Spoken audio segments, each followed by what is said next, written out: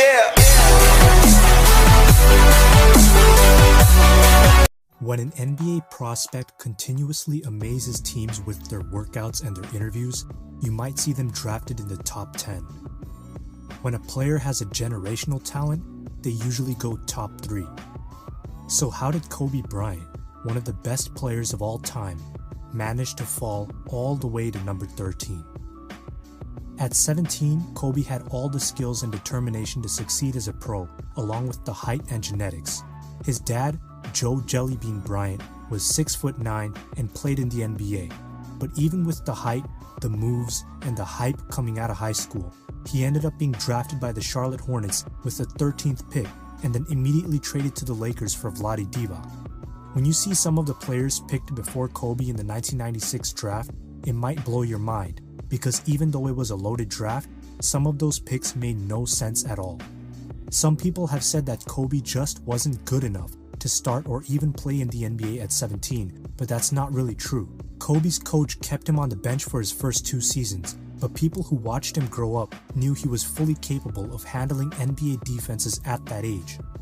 In hindsight, the GMs look like idiots, and that might be the case for some. But in reality, there were some other factors that influenced where Kobe ended up, and fortunately for Lakers fans, well, you know how things turned out. When he was 17, Kobe wondered where he'd end up in the NBA draft. His coach said there were 2 players that he saw going before him, Antoine Walker and Kerry Kittles.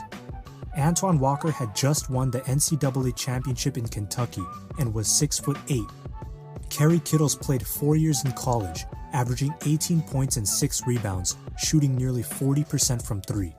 Kobe said he was better than Antoine Walker, but he saw Kerry Kittles going ahead of him. I mentioned earlier that the 1996 draft was loaded, and it was. It had players like Allen Iverson, Steve Nash, Antoine Walker, Ray Allen, Stephon Marbury, Peja Stojakovic, Jermaine O'Neal. There were a lot of options.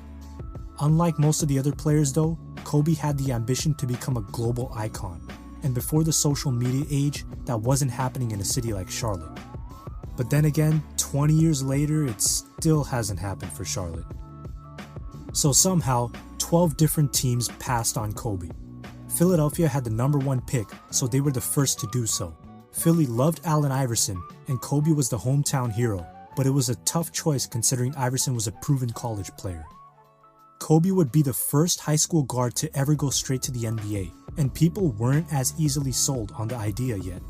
Kevin Garnett had gone as a first-round pick the previous year, but he was almost 7 feet tall, and people still didn't believe in skipping college after Garnett's rookie season. So when Iverson had a really bad first workout, and Kobe continued to amaze with each of his, it was a hard choice to make, but Philly still ended up deciding on Iverson. It was said that when they were giving several players a one-on-one interview with a psychologist, Kobe's results allegedly came up with red flags. They thought Kobe might be obsessive. What they didn't realize was that this obsessiveness is what made players like Michael Jordan, Magic Johnson, and Jerry West. The Sixers even considered trading Jerry Stackhouse to get a higher pick so they could grab Kobe and pair him with Allen Iverson. They believed Kobe's elite playmaking would complement Iverson perfectly. Imagine what that backcourt would have done to the league. But for better or worse, it didn't happen. Back in LA, the Clippers had the number 7 pick. They told Kobe, "Your skill level is off the charts, your athleticism is exceptional, and your energy and enthusiasm are remarkable. But we can't draft you because people out here won't think we're serious if we draft a high school kid at number 7. You have to admit they had a point. People definitely take the Clippers a lot more seriously after they decided not to get Kobe and picked up Lorenzen Wright instead. No relation to Nick Wright, I hope. In case you're wondering, Lorenzen Wright maxed out at 12 points a game in his 5th season, but the Clippers had already traded him away to Atlanta by then. Kobe had an amazing workout with the Boston Celtics, and they seriously considered drafting him, but the Celtics were also worried about taking a high school player, because they felt Kobe would take longer to be ready than a proven college player like Antoine Walker. So when they ended up choosing Walker with the number 6 pick, Walker became an all-star his 2nd season and helped bring the Celtics to the playoffs and Eastern Conference Finals in 2002. It didn't sound like a bad decision after all.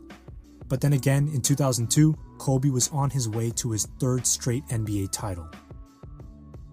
The Nets were also interested in drafting Kobe with the number 8 pick. Kobe worked out for John Calipari, the coach of the New Jersey Nets, on 3 separate occasions. Calipari and the Nets general manager, John Nash, even had dinner with Kobe's parents the night before the draft.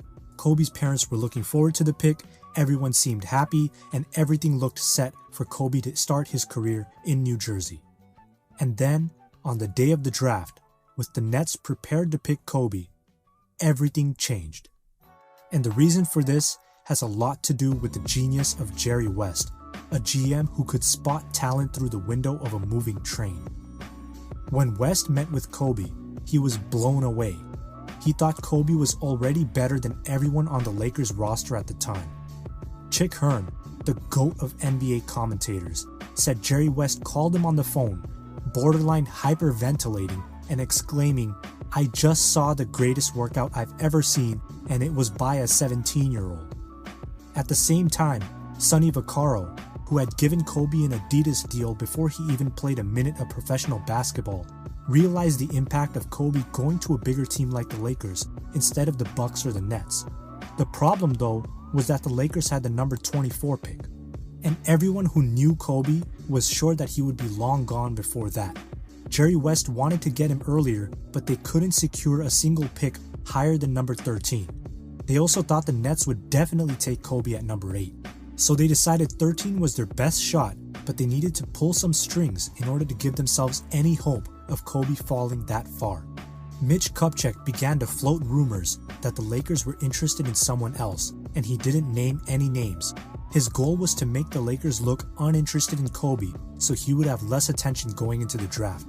Vaccaro began to spread rumors that Kobe would go play in Italy instead of staying in the NBA. Some teams began to doubt Kobe and his longevity as an NBA player and didn't want to waste a high draft pick on such a risk. People in Kobe's camp also straight up told some teams that Kobe wouldn't play for them. The Sacramento Kings had the 14th pick, but they were told Kobe wouldn't be interested in playing there. When it came to the Nets, Kobe himself called Calipari and told him that he didn't want to be there. Kobe's agent, Arn Tellem, was set on getting Kobe to New Jersey up until that point, but once he learned that the Lakers were a serious possibility, he insisted that Kobe wouldn't want to be drafted by New Jersey. The Nets eventually picked Kerry Kittles instead, and they said it was still a tough decision for them. Now the Hornets had just traded Alonzo Mourning the previous year, and they were in desperate need of a center. So when the Lakers offered them Vlade Divac, it sounded like a great move. There were no good bigs left in that draft, and it helped that they saw 12 other teams already passed on Kobe, making the decision to trade him a lot easier. The Hornets' head scout at the time was Bill Branch, who said, "If I remember right, they didn't even tell us who they wanted us to pick until about 5 minutes before the pick was made. So it was never a matter of us actually drafting Kobe." The Hornets never considered drafting Kobe in the first place. The massive chess game paid off. One trade changed the landscape of basketball forever and paved the way for future high school stars and also high school busts to become lottery picks. Jerry West said that he felt they had gotten the number 1 player in the draft, and looking back at the other players and how they turned out, as talented as they were, he was right. And that's the story of how one of the all-time greats got drafted by his favorite team. It was either genius, lucky, or both. Call it whatever you want, but you can't deny that Jerry West might be the greatest GM of all time. I think I speak for a lot of people when I say I would do anything to see those pre-draft workouts, along with Kobe going one-on-one with NBA players before he even graduated high school. Do me a favor and let me know in the comments if you think Kobe could have done better on another team in the top 12. I'll list all 12 teams and their draft picks in the description below. Make sure to subscribe if you haven't already, turn those notifications on, and I'll see you guys in the next video.